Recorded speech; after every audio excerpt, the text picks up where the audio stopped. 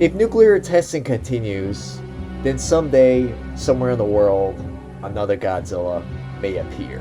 These are the closing words from the original 1954 Godzilla, given by Professor Yamane.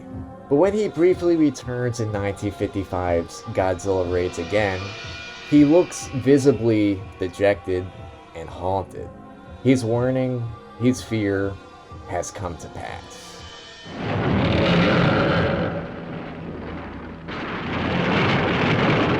So I recently just visited Japan, and it really made me realize that Godzilla still is a big deal, and he's everywhere.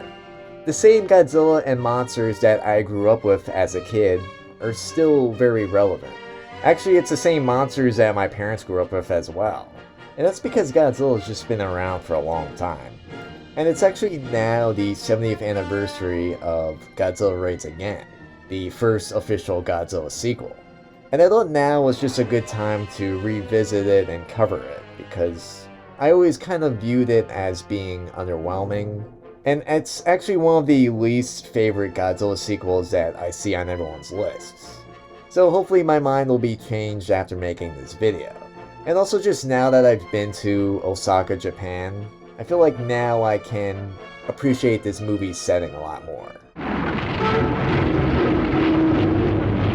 So, Godzilla Raids Again was produced during the second golden age of Japan's film industry. This was a time when major studios were just cranking out films in great numbers. So, Godzilla Raids Again sort of gets a reputation as being a quickie sequel, and that's not entirely unfounded. The original Godzilla had performed well, so it's no surprise that Toho capitalized on its success by putting this out as fast as possible.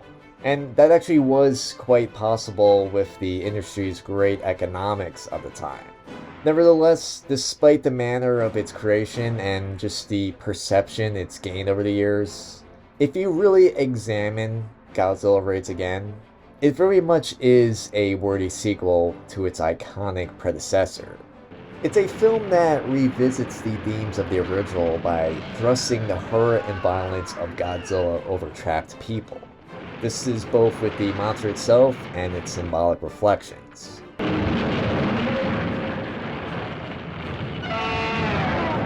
The story follows the characters of Tsukioka and Kobayashi, and they're both the pilots for a fishing company. And one day they accidentally catch the sight of a second Godzilla. Except this time he's fighting with a brand new monster, Anguirus. And this chance encounter just sets the film in motion.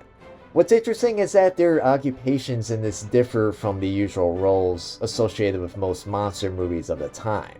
They're not in the military, they're not top scientists, and they're not well-placed journalists. In this, they're simply just civilians caught in the wrong place at the wrong time.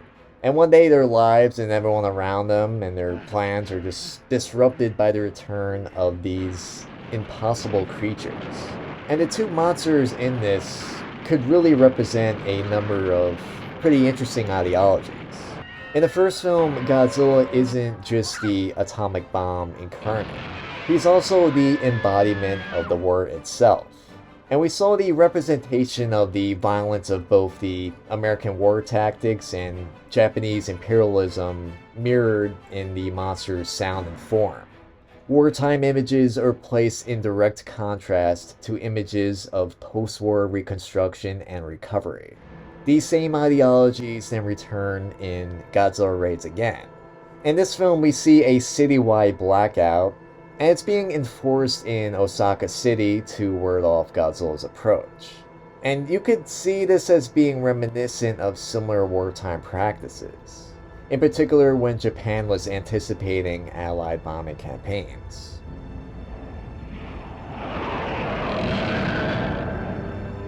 And when we see Godzilla come ashore, he's attracted at first by the light of a refinery fire.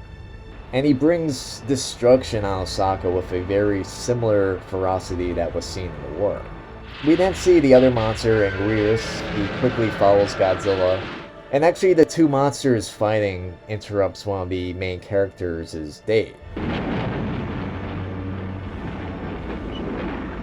Images of Osaka's famous neon-lit nightlife are then contrasted with fire and destruction. The two monsters appearing as wartime phantoms. They return to disrupt the national image constructions of post-war years. If the original Godzilla presented the nuclear door now being brought open, then Godzilla Raids Again shows Professor Yamane's grave warnings. These monsters are shadow nightmares silhouetted by the fires ignited by their horrible breath. Thousands are crushed below these two vengeful children of the atomic bomb as they fight in the ruins of early post-war transformation.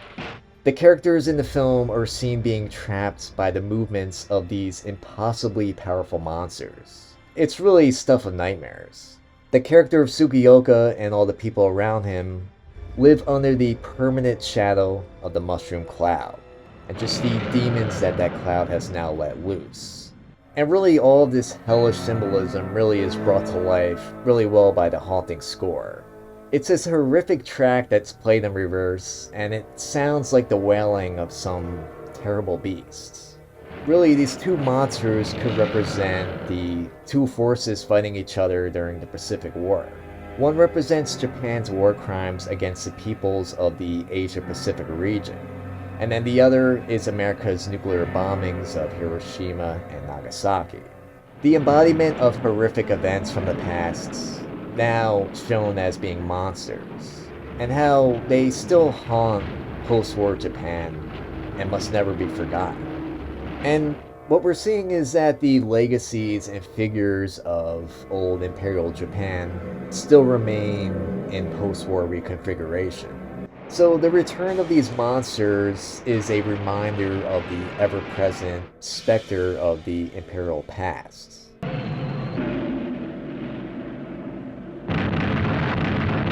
And at the film's very end, we see that the fighter planes are former Imperial pilots, and they bury Godzilla in an avalanche of ice. Godzilla is then frozen for the time, representing that the wartime past is buried to preserve the post-war present.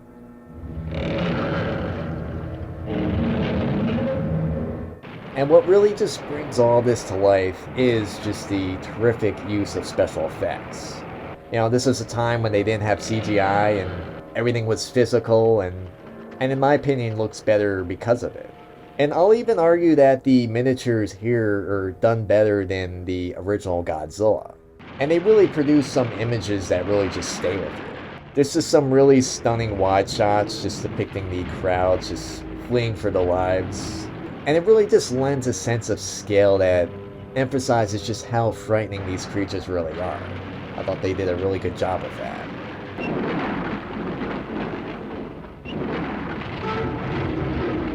I will say that the fighting itself of the monsters is kind of underwhelming. It seems like they were trying to make them look like they were more animal-like when they were fighting. And it's weird because they speed it up for some reason. It ends up looking choppy. And I actually think it would look better if they just kept it the way it was. But because this was the first movie in the series where two monsters are fighting, it is interesting that they went for a more realistic, animal-like approach. So I'll say it's not the most entertaining thing to watch. It's definitely entertaining when you just see them wrestling, but it is just personal preference.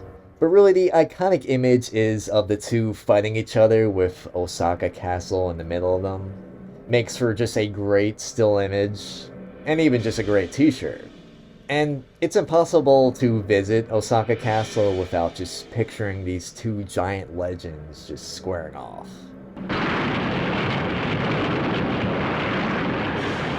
So I'll say in the end, in spite of this film's lesser reputation, Godzilla Raids Again is still visually rich, and the themes really make this film stand out and just resonate compared to the rest of the series.